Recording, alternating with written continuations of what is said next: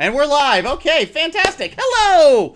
Welcome back. Those of you who were here for the last panel, thank you for sticking with us. We're starting a little bit late, but hey, here we are.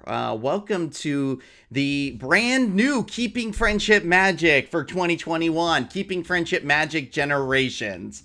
What we're going to be talking about today is we're going to be talking about, as you see the tagline here, 2 series, 1 destiny. And I feel like this reference is kind of obvious if you know, if you're in the know. Shout out to anybody who does know.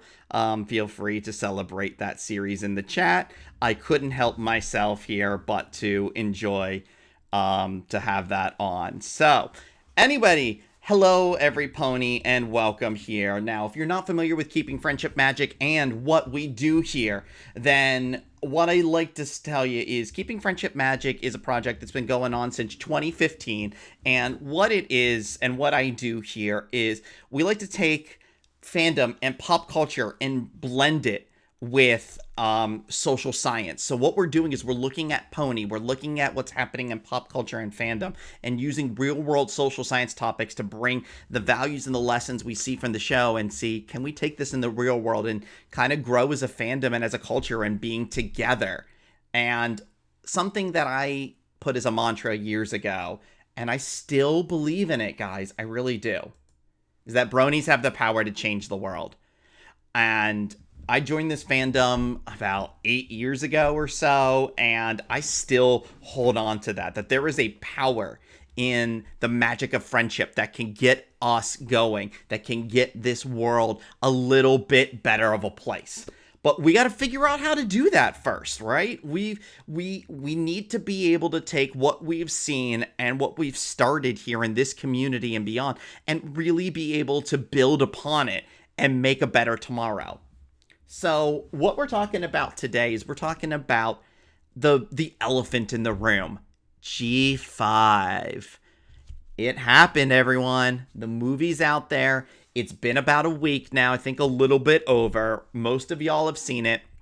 We're going to talk a little bit on specifics from G5 towards the end of this panel, but what this panel is really about is we are in a new world in this community, you know? Pony has been around, obviously, for 5 generations now. So, but there's a reality to this that while this fandom has survived from G1 to G2 to G3 to G3.5, I know, I said it, forgive me, to G4, to G4 to now G5, but it's different now. G4 was revolutionary. It changed the way that we looked at this franchise and really a lot of things in animation in general. So going into G5, what do we do? What do we do now? So let's talk about evolution here, guys. Let's talk about the evolution of fandom. Now, 4.5, somebody brought that up in chat, and that's a really good thing to bring up. Pony life was a thing, and I really don't touch on that in this panel. I might in a future panel, though. Bottom line is there's all kinds of different variations of this fandom, or of this franchise, I should say, with that you will find that people love this or people love that. And guess what? We're not the first community that's had to deal with it. And if you knew the theme that I based this panel on, you knew I was going to talk about Star Trek here. Let's face it, Star Trek has been around for over 50 years now, guys. Star Trek has done so much and been through the ringer. You had the original series, and then years went by and a fandom and a community developed, and we got the next generation. And TNG, at first, people were scared. People didn't know how to take it. And it wasn't a massive success at first, guys. It took a bit for it to kind of catch on. It took a bit before it really was this smash success. And from there, it went on to Deep Space Nine. It went on to Voyager. And now we have Discovery and Picard and Lower Decks and this really interesting new concept they're bringing on with bringing Janeway back. And it's kind of a kid's show. I'm very interested to see how that goes, might I add. But here's the thing, guys. the struggle we're going through, Star Trek has been there and done that, and we can look at that. We can look at what other fandoms have done, and in particular this one.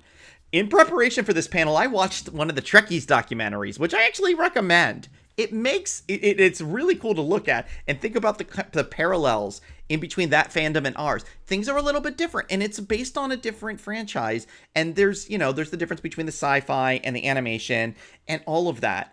But guys, like, this is a community that still has a fandom to this day.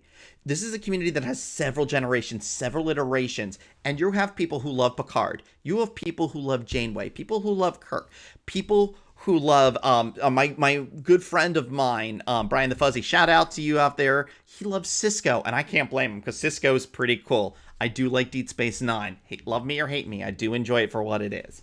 But hey, Star Trek's not the only one who's dealt with this. How about Star Wars? Now, there's arguments about the right way and the wrong way to go through generations here. And I'm not going to say that any of these franchises have been 100% great or 100% evil, because there's people who embrace the change and people who reject it. And neither is a bad thing necessarily. We're going to get into that here in a little bit. But Star Wars has faced its fair share as it's grown. You've had the prequels, you've had the sequel trilogy, and love it or hate it, it does exist, and it's caused derision within that fandom and a lot of this and that. So we can look at Star Wars and how they developed. Hey, how about this one, guys? Doctor Who. Doctor Who faces, there are the 13 Doctors. Actually, technically 14 if you really want to get into it, but we won't go there. But look, every time the Doctor changes, the series changes. It develops, it changes. It deals with it all the time. And I was thinking to myself when I put this panel together, I'm like, think about all these series. There's Star Trek, Star Wars, Doctor Who, and I don't know. How about all of these? Who have made a change, a reboot, a reinvention, a different format. All of these have done this in some way within their franchise and within their world. Avatar is one I want to talk about, interestingly enough, because I loved Avatar: The Last Airbender, but I didn't really get down with Legend of Korra. And that's okay, because guess what? That didn't change my enjoyment of Avatar: The Last Airbender. We'll talk more about that as we go on. But let's get into the nitty-gritty. And hey, y'all, let's talk about science and ponies.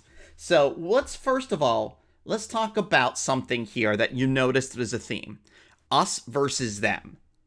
This happens here, and we need to talk about it in this, because one of the dangers we can run into in the pony community right now is you can run into very much an us against them.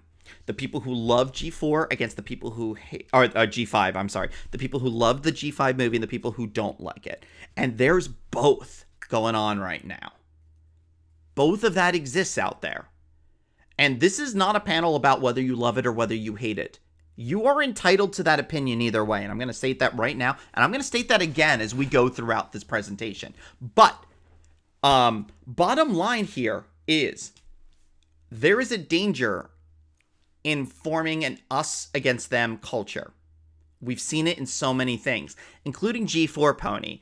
And an us versus them mentality, I thought really got summed up well in this episode. Please excuse our interruption. I'm Jet Set, and this is my wife, Upper Crust. We saw you from across the cafe and just had to find out. Where did you get that simply marvelous chapeau? Oh, this old thing? Oh, it's just something I... Rarely! Hey, Rarely! It's me, H.C. Turn-Up Truck. We met at the big hoedown at Ponyville last fall. Oh, yes, of course. How are you? Good, real good. You're from Ponyville? Well, yes, but... She sure is. She's a real big-time fancy-pants dressmaker there. Probably made that real pretty thing she's got on her head. I thought it looked a little country. I told you it wasn't something you could get here in Canterlot, dear. Huh. So, a lot of times we find this in classism debates here. But I really feel like classism debates and things in this episode, using this example specifically, is something you can carry over to a lot of things here. So let's go into a little bit of science behind what creates this divide here, what creates a sense of classism, and you can use this for so many things. But we're going to talk about this here in the fact of a fandom that is at a battle with each other, okay? So, social comparison theory here. Social comparison theory, I've talked about this in other panels before.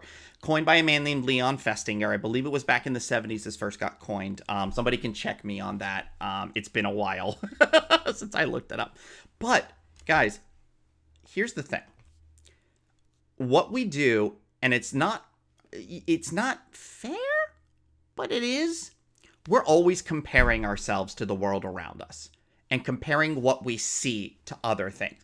But it's also how we learn about the world. The bottom line is, as you grow, part of what you do in order to figure out what things are and what the world is around you is you compare this thing to that thing. And that's how you know that a tree is not a microphone. Now, granted, I mean, I don't know. A tree could be a pony, though, I learned with Fluttershy. So, hey, you know, what do I know? But I digress. Social comparison theory is just talking about how we're constantly comparing here. And that's not just to learn about things. It's also in a sense of our social interaction with the world and with the people around us. Because humans are by nature social creatures. It's a fact. We need each other. Like, one of the things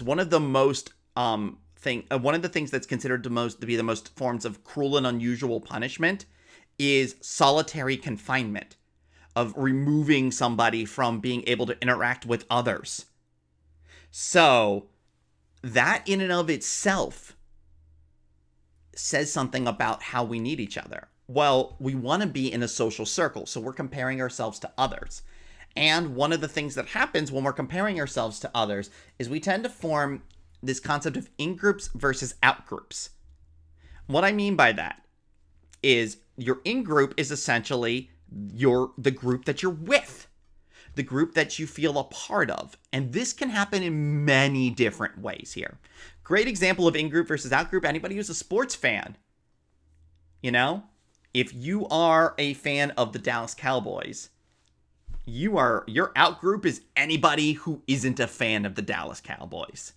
And especially the Philadelphia Eagles. I live outside of Philly. That's how I know these things.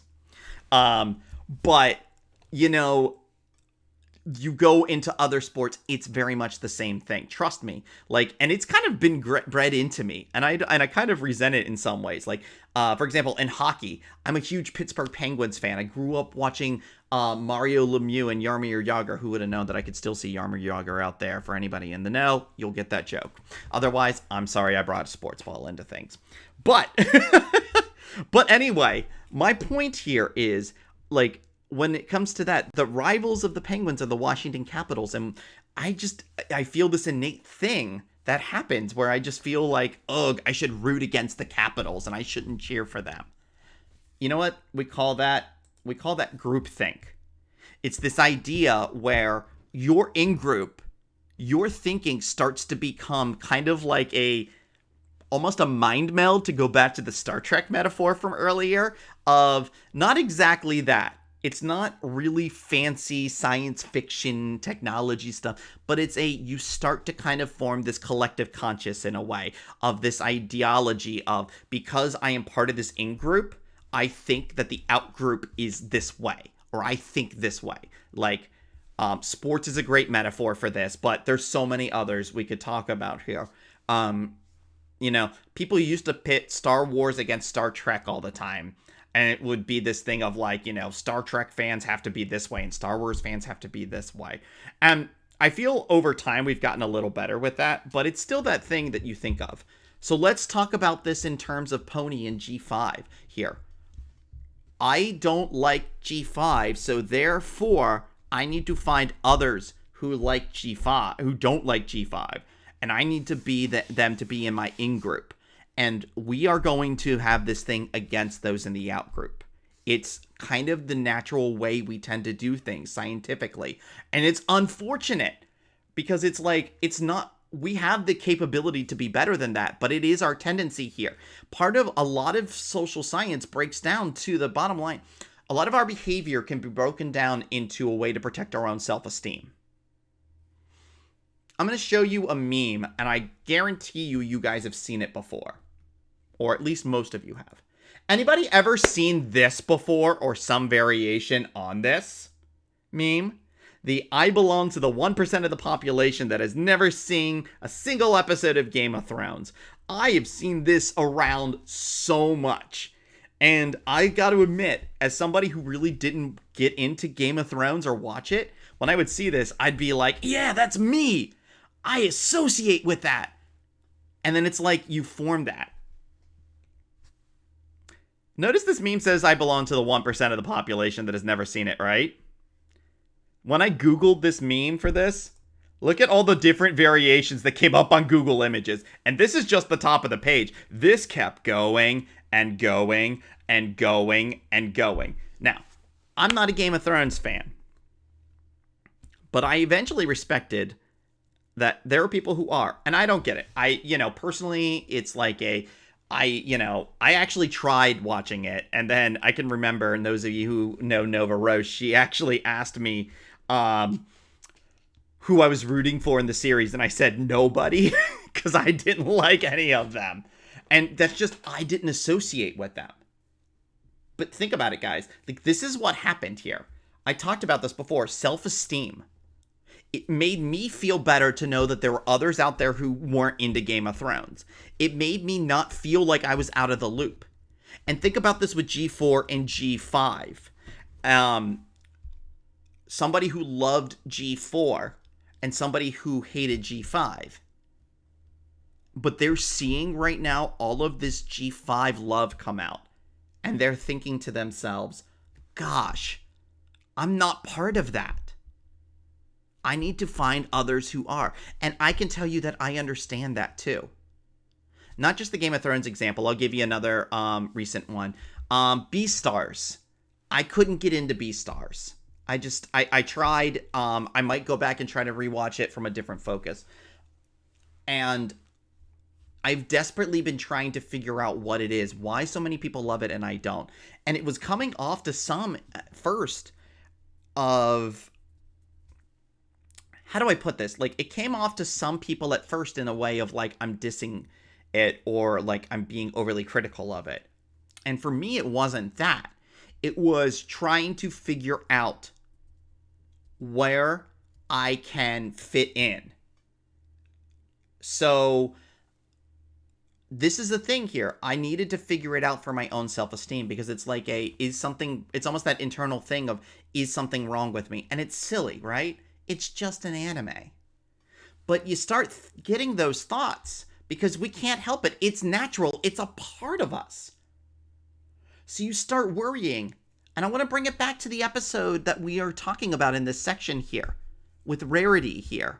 Rarity kept getting kind of that thing beat into her of like, should she be part of this in-group and think of her regular friends as the out-group? Is she going to go into group think for her own self-esteem here? What happened at the end of that episode?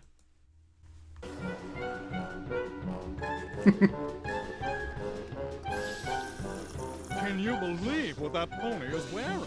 It's just so plain. Yeah. Excuse me, might I ask where you got your ensemble? Why, yes. Yes, you may. A very, very close friend of mine from Ponyville made it for me. Pat, come with me. I'd like to show you this thing that's over there, on the other side of the room. In a moment, my dear. This lovely filly from Ponyville was just about to tell me who made her charming dress. That dress? Oh, come now, who cares? It's just a plain old... Oh, don't be so modest. This dress you made is beautiful. You know these ponies?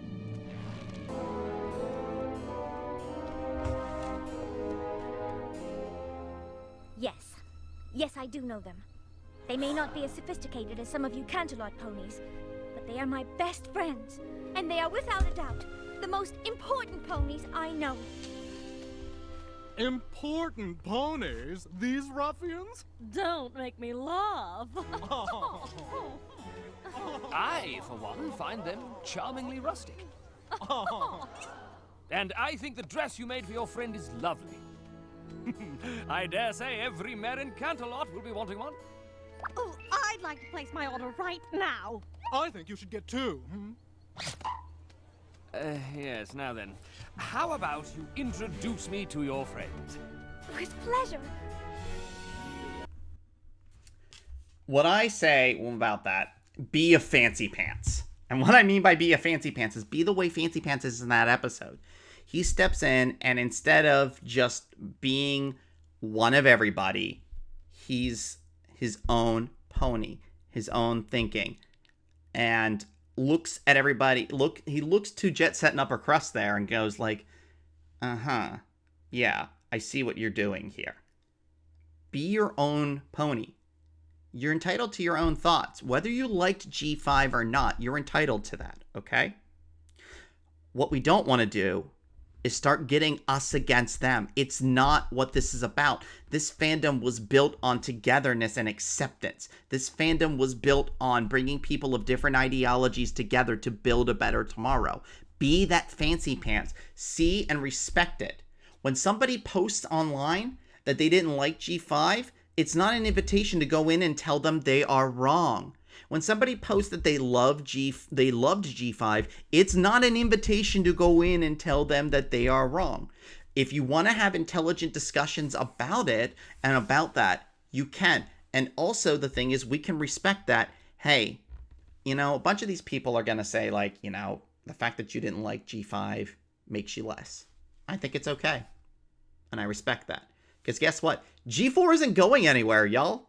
9 seasons, Equestria Girls, movies, specials.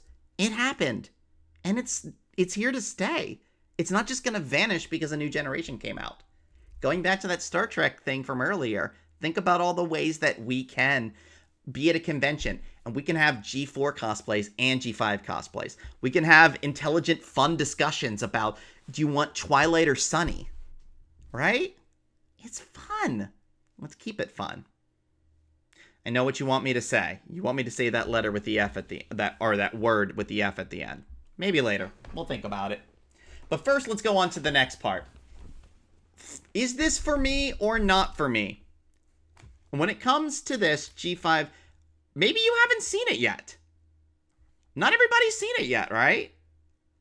Maybe people are deciding and they're a little scared on the sidelines. Do you want to be in fear? Do you want to jump in? Let's talk about an episode where that happened. You think it's scary now? Just wait until it's done. That's okay. I'll take your word for it. Hey, wait a minute. It's Nightmare Night, and you're here and not holed up in your cottage. Does this mean what I think it means? That I foolishly forgot to stock up on food for Angel and had to go out to get him something but got spooked in town, so I came here hoping Twilight had some lettuce I could give him. Oh, I thought maybe you decided to come out with us tonight. Goodness, no. I couldn't be out tonight. I just couldn't. Technically speaking, you already are out right now. Oh, I guess that is true. So, what if you stayed out a little longer with your friends? I know they'd be super excited. You think so? You would make them so happy if you joined in. They wouldn't believe their eyes. Come on, Fluttershy. What do you say? Fluttershy, what are you doing here? Is everything okay? Everything is fine. In fact, it's more than fine. I've decided to join you in your Nightmare Night festivities. All right. Let's talk about your comfort zone. Now, in this episode, Fluttershy decides to step out of her comfort zone a little bit to try and engage, to try and do this thing, because she did something she didn't think she could do already and went, let's try it a little bit more. I want to be clear about this, though. I am not telling you guys you have to do anything. This is your comfort zone. If you want to step outside of your comfort zone, only do so when you are ready and you feel supported. Fluttershy was able to do this in Scaremaster because she had the support of the rest of the main 6 and Spike around her to try and help her do it. I'm thinking about the scene where she's trying to pick out a costume with Rarity, and it turns into a simple thing without the Whoa, hello, I'm sorry. My PowerPoint went so far forward. So, your comfort zone. Respect it. Respect it and know within yourself when you're ready to do something. Talk to those around you about it. And know that if you have a different opinion in the end, you can talk to your friends about that and without them judging you or coming down on you. I've had lots of lively conversations with my friends about certain things. And sometimes we do get a little heated, and then afterwards we say to each other, you know what, that's not fair. I shouldn't get this heated over a television show. But think about it. G4 meant so much to us that obviously if we don't like G5, it's going to hit a little harder. So some of us are going to have that fear. And I want to talk about here about the fact that you can't force somebody into liking something. You can't force somebody to be a brony, and Brony Study figured that out. Our friends in Brony Study, the Brony psychologist here, they went and did, as part of their study, they actually showed an episode of Pony to a bunch of people who weren't bronies and never had seen the show. And basically afterwards, they were trying to figure out, like, is that the thing? A big statement in the fandom for a long time was, if you only saw an episode, you would get it too. And what they found is, not necessarily. You can't just show somebody an episode and instantly make them a brony or instantly make them a huge fan. The one thing they did see is a lot of people tended to be more what they called brony tolerant, in that they could understand us a little bit better and didn't judge us as harshly for the most part. But the one thing about social science is it's not guaranteed. It's not always a general rule of thumb that not everything will happen every time. But the bottom line is, don't think that by showing somebody the G5 movie and filling them with all of this stuff is going to make them suddenly change their mind or be something. If somebody doesn't want to get down on G5, don't hold it against them, guys. You're only going to drive them away. Drive them further into the in-group, out-group topic we talked about, because they're going to feel excluded from your in-group. We want to include people and grow together. One thing I see from Icy Justice here in the chat is saying it's about connection to something. If somebody doesn't connect to something, then they don't. That's a perfect segue into our final clip from this episode, which I'm going to have to play.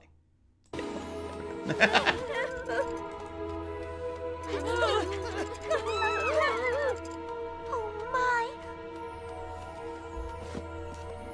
I'm so sorry. Can you ever forgive me? Fluttershy? It was you the whole time? I can't believe it. That was... The best thing ever! Wow, that was inspired. You have to do this every year! Yeah, every year. Yeah. We could celebrate Nightmare Night together every year, but the truth is I really don't want to. You don't? But you've done it. You found a way that we can all have a fabulous time together. Yes, but I've also realized something. You all may love Nightmare Night, and I may be good at being a part of it, but it's no fun for me to see my friends feel like they're in danger, even if I know they're not. I really don't like it. It's just not my cup of tea. Spooky tea? No, just regular tea. We do lots of fun things together, but I'm afraid this just isn't gonna be one of them. Actually, I'm not afraid. I'm perfectly fine with it. Then we are too. Oops. Come on. There we go. Scaremaster, by the way, one of my favorite episodes. I love it. I love the lesson there. Just because you try something out, it might not be for you. And the bottom line at the end there is everybody respects it. That time, when Nightmare Night comes around, Fluttershy goes into her little, blanket fort with her critters. And honestly, a good friend of mine, after that episode aired, was basically saying, oh my gosh, I want that blanket fort. I want to be in that space. How could you not want to be in that awesome space? And I'm like, exactly. Everybody's going to have their thing that they want and they like. And the bottom line is respecting the differences here. Whether you love G4 and hate G5, whether you're not a big fan of G4 and you love G5, whatever it is, guys. we can find a way to find our own space within this community. We can see somebody who doesn't like G5 could still look at an impressive cosplayer cosplaying Izzy or Sunny and say, that's a really cool cosplay. Vice versa. What if it's the other thing? What if we have some newbies who come on from G5 and G4 is the old thing and they don't really get it? Kind of like people who come into Star Trek now and look at the original series and it's like, oh, I can't really get down with that. That might happen. But it's kind of like, I see some people who do some amazing original series cosplays of Star Trek. People who dye their whole body green and stuff. And I'm just like, that's so cool. They're really into it. And I respect that about them. We can do that. Just like the main six do at the end of this episode here. And respecting Fluttershy's desire to find and be in her own space. She might be okay doing Nightmare Night, but she doesn't like it. And we don't want to force everyone around us to do the things that they don't feel comfortable with. And if people want to be in a blanket fort, cool. One night apart from your friends is not going to make your friendship end. As long as we really value the magic of friendship. Speaking of which, I've talked about this a lot already in the panel, but we got to get really down to the nitty-gritty about us having differing opinions. And, you know, if we're going to talk about this topic, there's an episode I think most of you had to assume I would have included in here, and you will not be let down. Why would you even come to this convention if you hate Daring Do so much? I don't hate Daring Do. The first series was smart and cool and an amazing nod to old-time serialized adventure books that somehow manages to be self-reflexive and ironic while at the same time celebrating the art form without a hint of cynicism. Which is why I came here to ask A.K. Yearling, muzzle to muzzle, why she sold out and dumbed down the rest of her books into just a series of impossible action sequences. Okay, now I know you're crazy. A.K. Yearling is awesome, and every Daring Do book that comes out is better than the last. Wow. Okay, yeah, I'm sorry, but I could never be friends with some pony who's willing to believe impossible stuff is possible as long as Daring Do does it. That's okay, because I could never be friends with some pony who's so focused on things being possible that he's willing to turn his back on the coolest hero of all time! Fine! Fine! Yep. Let's talk about Quibble and Rainbow Dash. So, what's great is the scene right after that, it cuts to Rainbow Dash at the hotel desk saying one of my, just the most ridiculous quotes that really sums up that episode. Tell A.K. Yearling I have to talk to her because this guy won't believe that what she says in her books is true. It's so ridiculous when you take it out of context. And first of all, shout out to Patton Oswalt for being amazing as Quibble Pants, and the episode that they do in season 9 where his whole family's in it, and it's beautiful and all that. But what I want to talk about here is how we as humans react to things. You saw how heated they got there, right? Think about this. When you see something that you do not agree with here, or somebody says something that you would consider maybe blasphemous or whatever have you, you're going to have a reaction. Here's why. The way your brain works. So, the way your brain works here, and your brain takes a lot of shortcuts to do things here. Your brain is hardwired to react first with emotion, because it's all tied to the fight, flight, or freeze response here. It's all tied to survival. Of when you see something that makes you go, ugh, like you're gonna hit reaction from your emotional center first. Logic comes later. The way that the brain synapses fire off, you're gonna react with emotion first. So the thing I always challenge people, especially when it comes to social media here, let yourself react. Don't say that your emotions are worthless. Going back to Star Trek, you don't have to become a Vulcan. You can still react, because if you hide your emotions away, they bottle up and then they come out and they make more anger and hate. But let yourself feel, But just because you feel doesn't mean that you have to instantly go, oh my god, this is the worst thing ever you said, you piece of blah blah blah blah blah. I've made this recommendation before, and I've always thought that this is a good way to do it. Maybe pull up like a blank document, like a blank Word document or whatever it is on your device, maybe a memo or something. If you need to get it out, like either speak it or type it. But don't type it into the chat thread or the Twitter thread or whatever it may be. Your greatest friend in the world on Twitter is the send button, the enter key, or any social media or anything like that. Because you don't have to send it. You could actually stop.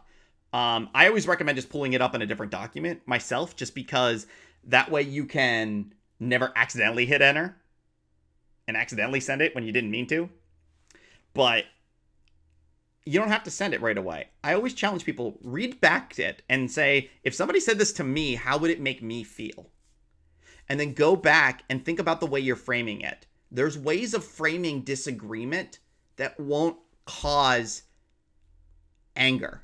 You can say to somebody, instead of saying, like that's the worst opinion ever, you stupid blah, blah, blah, blah, you can just say, I didn't feel that way. I resonated with this personally. And that can be it. Think about the difference between those two. It's a lot. And how you react and how you say things to people means something. Let your emotions happen at first, but then give a chance for the logic to kick in so you can operate with both and handle the situation properly. Think about this too. Everyone is unique. And we think about that with cutie marks, right? Cutie marks show us everyone's unique. If we were all the same, the world would be a boring place and everybody would have the same talent. But no, we're all a little bit different. And that's one thing we have to be able to respect, is that everybody's world experiences are different. Everything about you will make you approach something different. Whether it be your age, your sex, your gender, your race, your nationality, your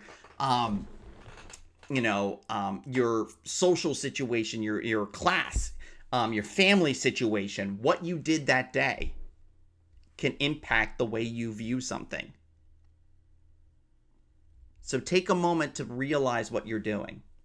Sometimes we all fly off the handle a little bit. And I'm not saying that you have to be perfect out there. But if we can all challenge ourselves just a little bit more to take just that extra moment, think about the way we can impact things. Somebody may have said something wrong, something that really got to you. But you don't have to keep adding fuel to the fire. Doesn't mean don't stand up for yourself.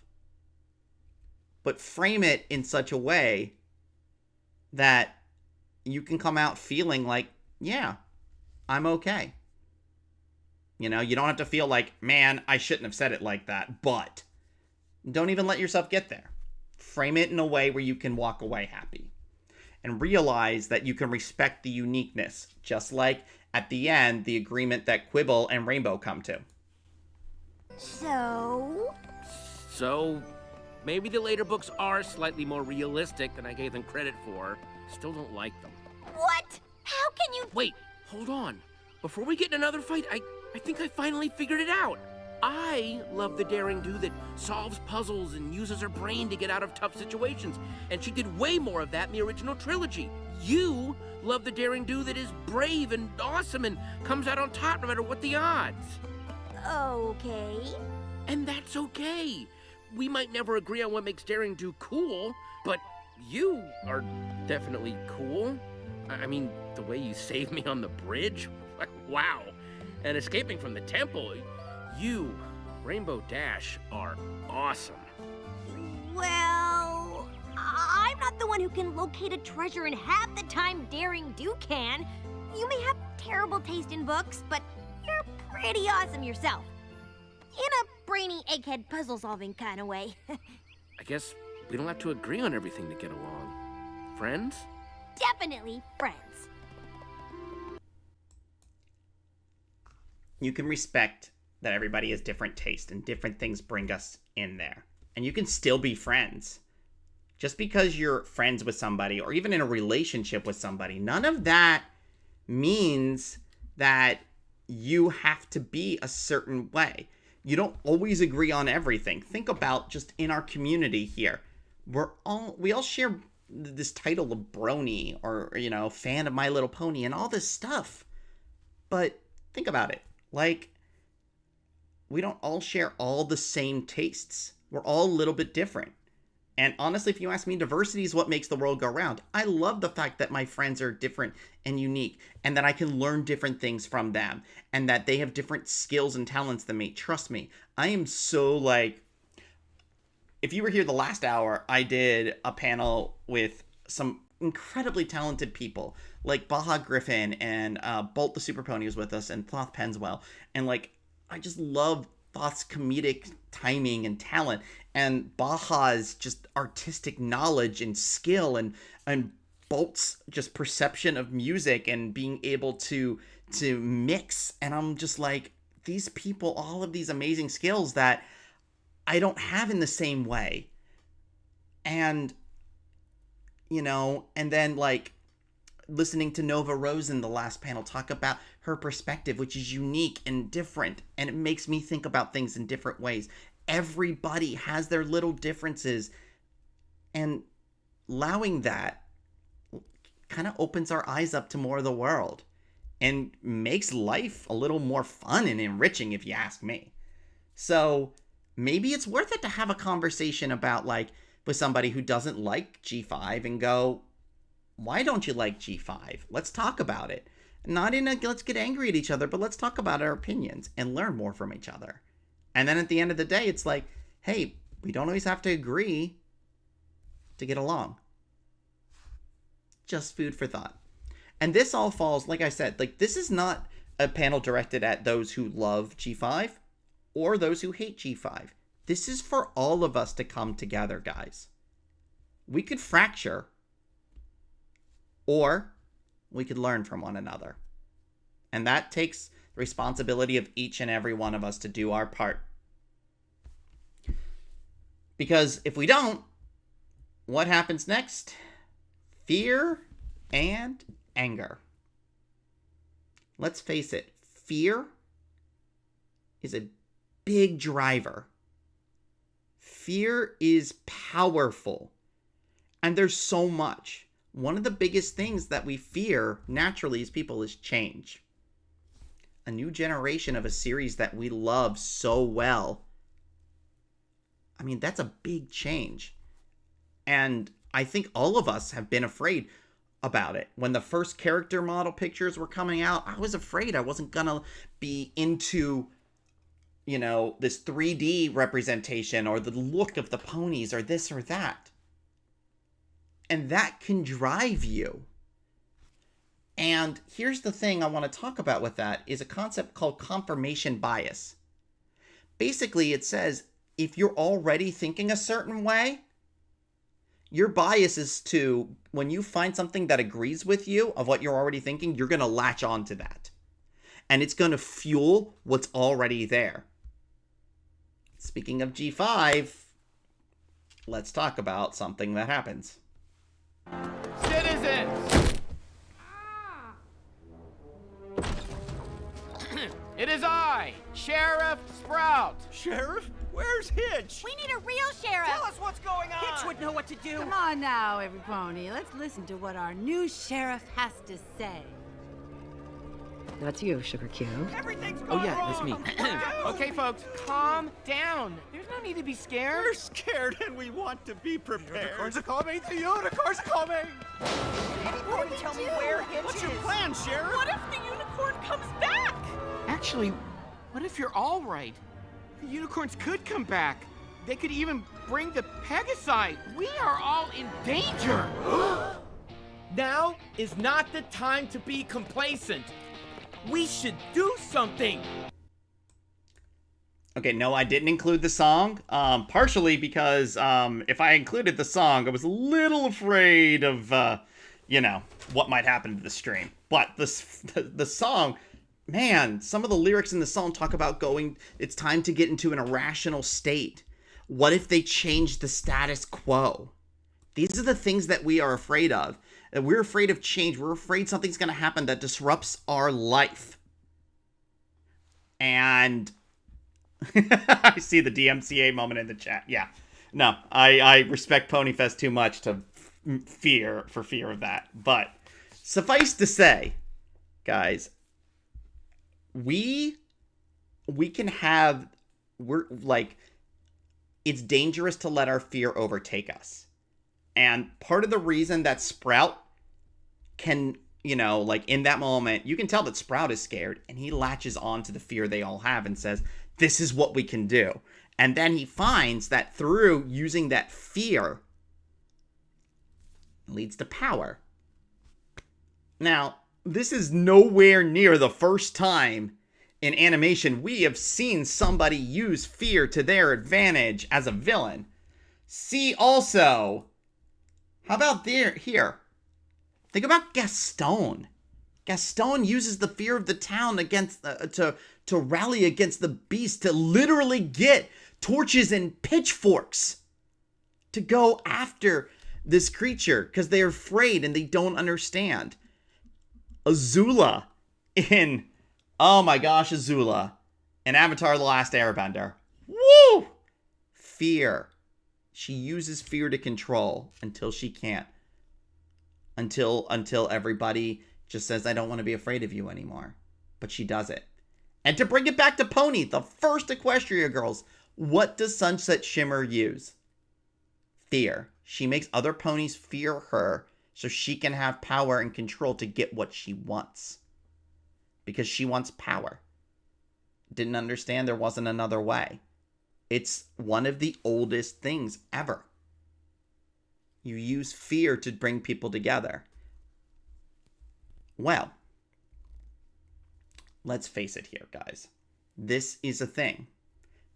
And it's all from confirmation bias, too, that we run into these situations. It's okay to have fear. We all do. But let's talk about our fear. Let's conquer it together as friends. Because without that, we could find ourselves in a bad situation. We could find ourselves turning it into anger. And let's talk about a concept called cognitive dissonance here. Now, let's talk about Sunny in the movie for a second. Nobody wants to listen to Sunny for the longest time in the movie. Everybody thinks she's a kook, she's crazy. Phyllis at the beginning has that thing that she says to, that she says when she goes and picks up Sprout and Hitch, where she looks at Sunny and her dad and is like, aren't you supposed to be an earth pony? You should act like one. You're filling the kids with all this crazy stuff. And all they're doing is doing research and saying, hey, maybe we don't have to be afraid and maybe we can be more than this. But everybody buys into it so much.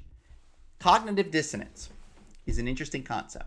So basically what that says is, this is another Leon Festinger. Guy came up with a lot of really interesting concepts and really learned a lot about how we think as humans. When you get information that doesn't fit with your worldview, your brain doesn't like that. It's like, ow, I can't be wrong. Ow, no, bad thoughts, go away. And it goes, and you tend to reject things.